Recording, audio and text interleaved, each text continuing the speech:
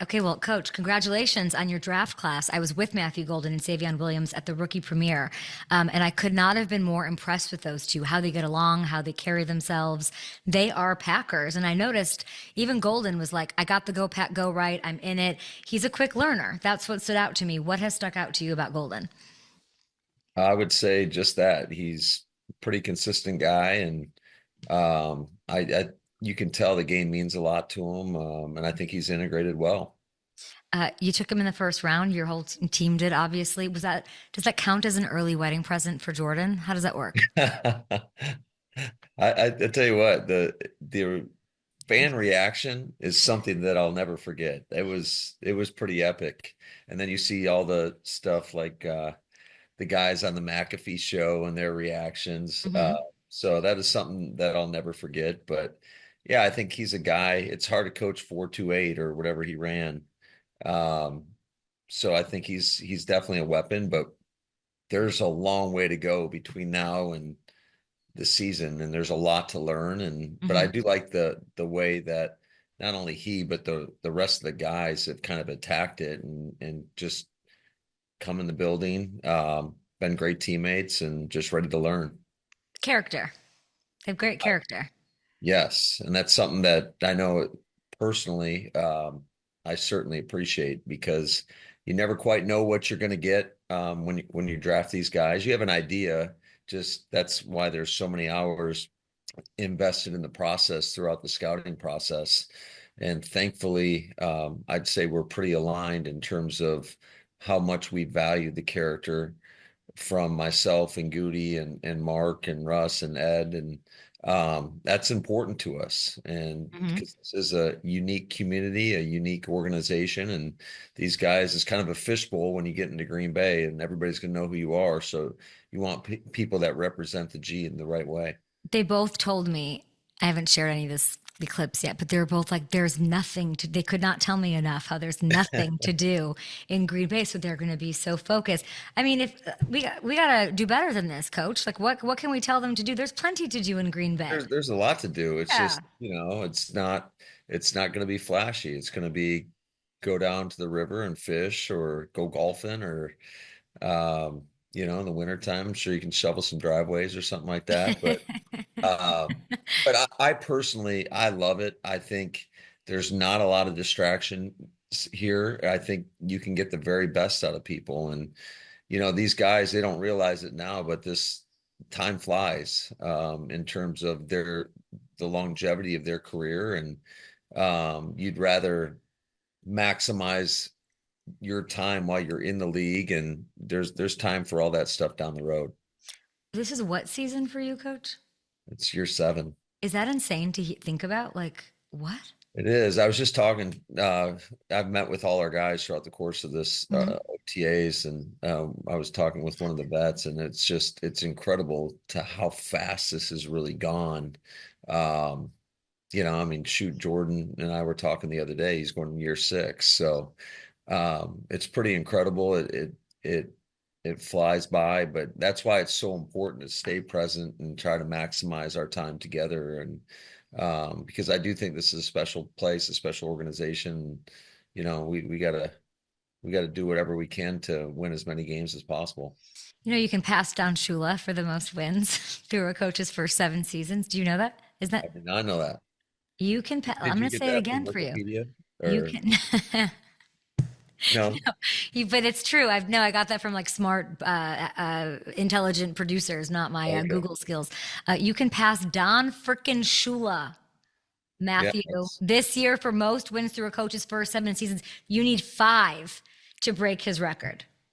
Well, I think we play more games nowadays too. So, no, Oh he's a gosh. legend. Obviously, I know his grandson Chris pretty well, and got a lot of respect for that entire family. But you know, it's a it's a credit to everybody. It always is. I mean, we've had great players and great coaches and a great organization. So, and the expectation is you better win here.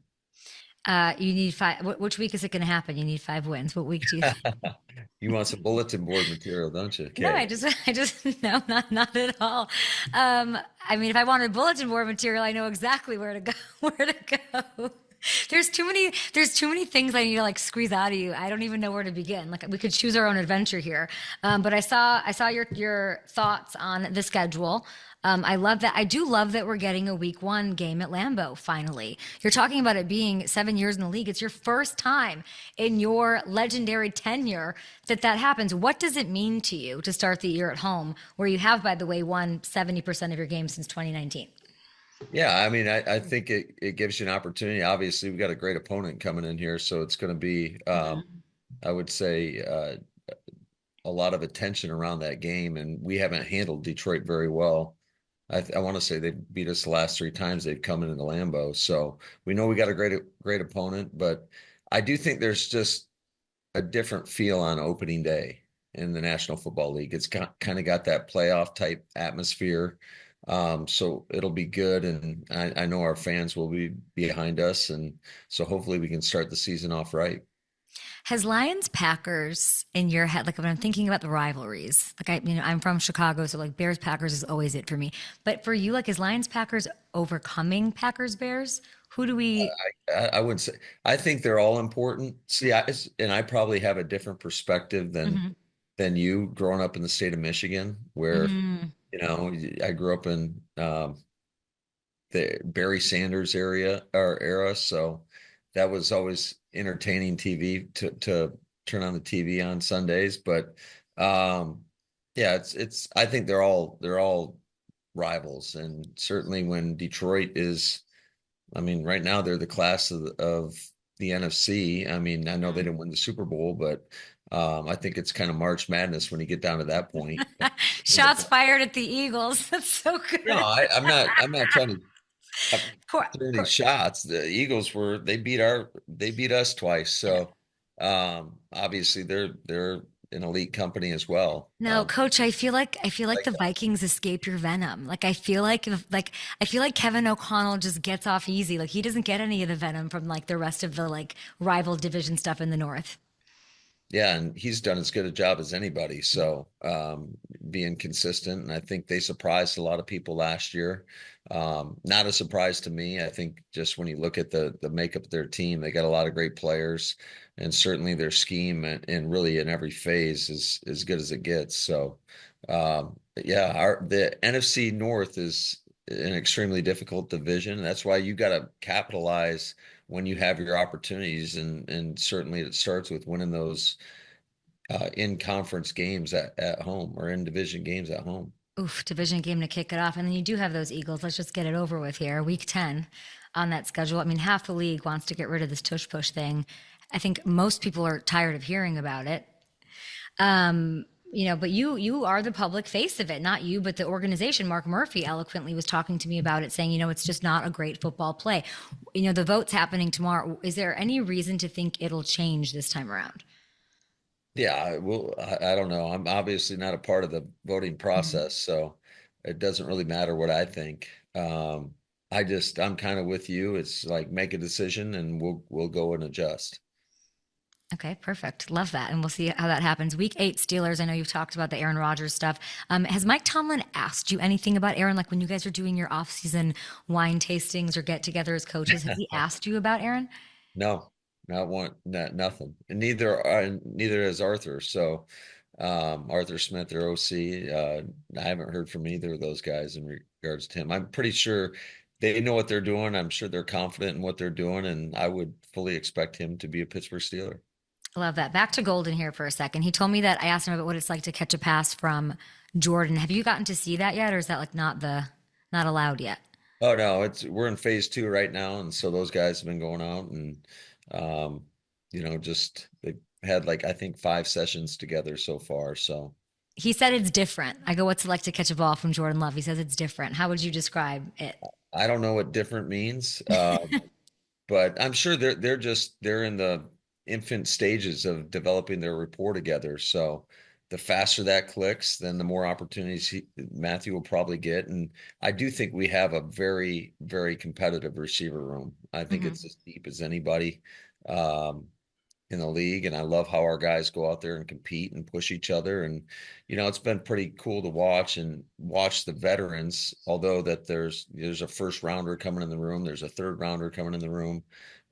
just how they've embraced those guys and, taking them in, and they're coaching them up out on the field. And shoot, we were out there earlier today, and I went over to tell Matthew something about one of his routes, and I was just about to start talking, and then Romeo Dobbs grabbed him and started talking. And I said, "Hey, you talking about the Dover?" He's like, "Yeah." And I said, "All right, you got him." So, but that's a pretty cool thing to watch these guys. That's something that we're stressing with our team. We have a young team. We've had the youngest team the last 2 years, and just it's important, I think, just to develop the leadership that is needed, that when you get into those, tough division games or playoff type games, that you have some a player led team that can help get you through those tough moments. Does not having a wide receiver one thing is fun for me to watch as a fan, because I feel like the NFL is progressive in a lot of ways, but like people can't just get on with it. That you're not naming one, that like they can't, like it's like not allowed to not have one. We can't have it's a thought that doesn't compute in people's heads. Is there a headache to not having a labeled, this is my number one guy? Any headache to that? Is there a headache for it? Yeah, like because you have to, you have to answer these questions about it. Oh no, yeah, I don't really You care, to don't be care, yeah. honest with you. What people think, I just care what we think in our building, and I think we've got a lot of great options, Mhm. and I think we have the versatility to put people at the point of attack and have confidence that they're gonna go out there and make the play. Do I think there's another level for our guys? Absolutely. Do I think we can do a better job as coaches putting them in different positions? No doubt about it. But I when I view a receiving core as a group, I kind of look at more like you would a basketball team, Hmm. in terms of just you want the versatility amongst the group to be able to put these guys in different positions. And like I said, I think we got a really deep room, and there's going to be a lot of competition in that room to catch a lot of balls. Yeah, and matchup nightmares. I understand all of it. I have two thoughts when you say like they're a young room. I feel like you've had a young team for 4 years. But now you're saying two. Like, at what point do they grow up? At what point do we say they're not the young team? Are they there? Are they graduating? Like, what? How should I feel about? I think it's like one of those lazy media narratives too, where I'm like, they're a young team. Like, but then you're talking about vets coaching the young, actually young Sure. guys, the rookies up. So like, where are we in the high school process of like, what year are we in now? Well, I just think that a lot of these guys are going into year 3 and 4, and that's Yeah. the time where you have to really establish yourself, and um, not only as players but as leaders on the team. And Yeah. I think these guys have grown up quite a bit, so I'm excited to see the jump. I think it's reasonable to expect more out of our group, and I'm not just talking about just the wide receiver Yeah. room. I'm talking about everybody, and that's kind of been one thing we've been pushing this entire offseason. Is there someone that you're like, man, you've really grown up these past 2 or 3 years? Is there somebody that you just want to, everyone has, but as a shout out of like, this is really representative of what we're trying to do here? Well, I think they all have, quite Mhm. frankly. You know, I'm having a hard time segueing from the receiver room, but I think all those guys, whether it's Jay Reed, I think Rome, Mhm. Christian Watson, obviously he's going through his rehab process right now, and will be much better when we get him back in the fold. But he's another guy. I think that all these guys have really matured. Dontavian Wicks, I'm excited to see him. Yeah, you're Um, loaded. I would say a guy that's really stood out on the offensive side of the ball is a guy like Tucker Kraft. Just seeing him take more initiative, and just watching him put the work in. So I think there's a lot of guys, and then there's some guys defensively, like a guy like Quay Walker, going into year 4, and his run and make Edgerrin Cooper. I think you're going to see Right year. he had a great year as a rookie, but I think he's really grown and matured over the course of a year. I tried so hard to get Devonte Adams back to the Packers, and now I feel good about it not happening. because I wanted veteran presence, like as a Right. person who likes the Packers. Like, doesn't sound like you need it. Doesn't sound like you need that because you have that, you home grew that, which I love. I don't love that you let Sean have him though. I don't love that. Yeah. Well, I'm sure Sean and my brother would be really upset if Devontae would have came back. Was it not a thought to you at all? I was like trying to do Lord's work here. I'm trying to Uh, broker deals. I think anytime you have a player of that caliber, Yeah. there's definitely conversations that go into it, and sometimes it works out and sometimes it doesn't. But Devontae's a guy that I got a ton of respect for in terms of just who he is as a player. Certainly, it kind of speaks for itself, but it's not a surprise that he's become the type of player he's become because just how he approaches the game. He is the ultimate competitor, and I feel like he treats practice like it's game day, and that's why he's Mhm. become who he's become. Is Jaire Alexander that caliber of player? Yeah, Ja is a great player. Unfortunately, he's been kind of snake bit the last couple of years, and he's missed a lot of time, and so it's hard to play up to your potential when you're not on the grass. What's the plan there? Is he anything, who asks about him more? You Halfley or fans? I probably all of us.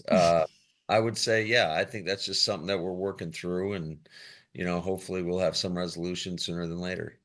There's the way I'm hearing this or looking at this is like I'm trying to bring, like in my head, I'm like, well, they need this, or they could bring in Devontae, or like they need.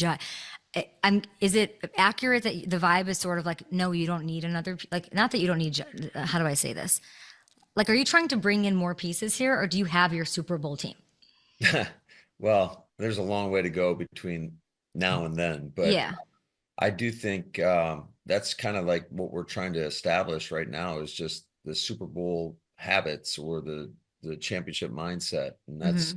that's part of the offseason program. Obviously, that goes into training camp and into the regular season. But to me, it's when adversity strikes. What are you all about? How do you respond?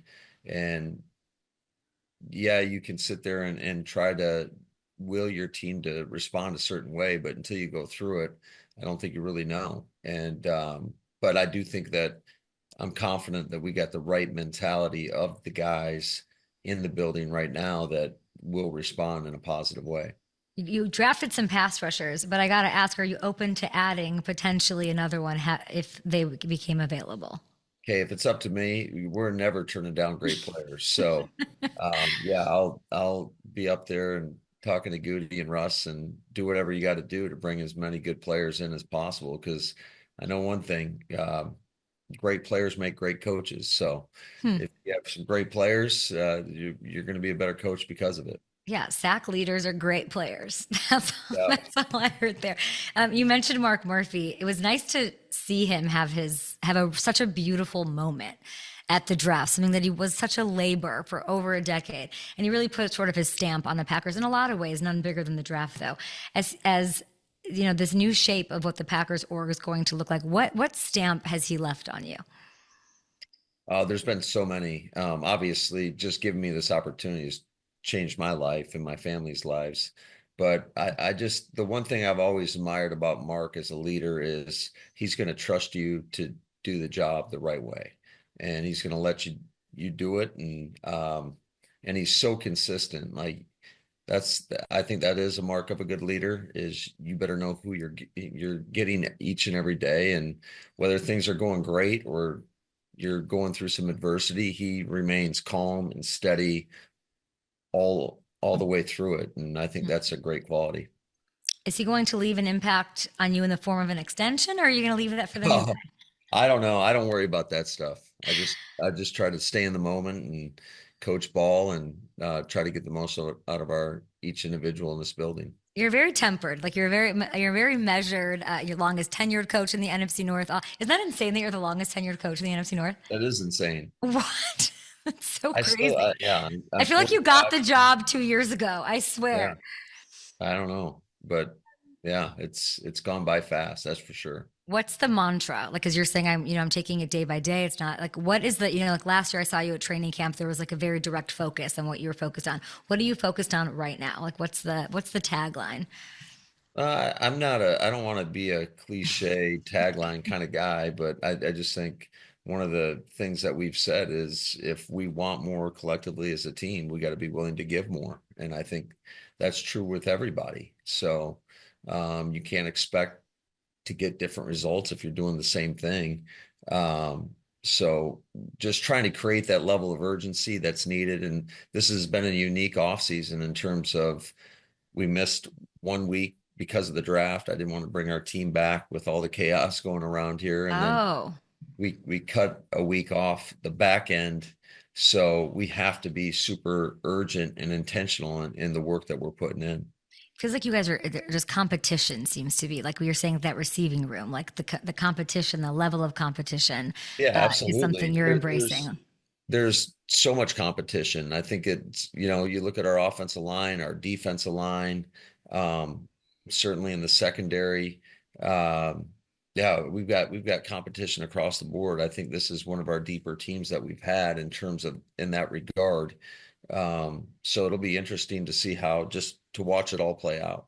Deep, young, competitive. Let's effing go. And your quarterback's getting married. He He is. told me that he's going to have it was the only thing that was important to him. There's always like one thing dudes care about, and he wants the in and out truck. He's like, as long as there's an in and out truck, food truck at the end of the night, that's what I want. Is that the right? I mean, decision making has to go into being a Super Bowl contending team. Is that the right decision? Is that the right fast food or restaurant I don't vibe? really care what he does with the fast food deal. Hopefully he's not eating too much of it. What's your best What's your best marriage advice for young Jordan Love? Just let her do whatever she wants. Happy wife, happy life, right? You've got it all figured out, Coach. I Uh, appreciate you. I I, appreciate I it. do You know not. what? I appreciate that you're over the tush push. It sounds like I very much appreciate that. Yeah. Thank goodness. Yep. Yeah, you're I'm ready to roll. just trying to make you happy, Kay. Yeah, thank you. I appreciate it, and you do. Thanks, Coach. Appreciate it. All right.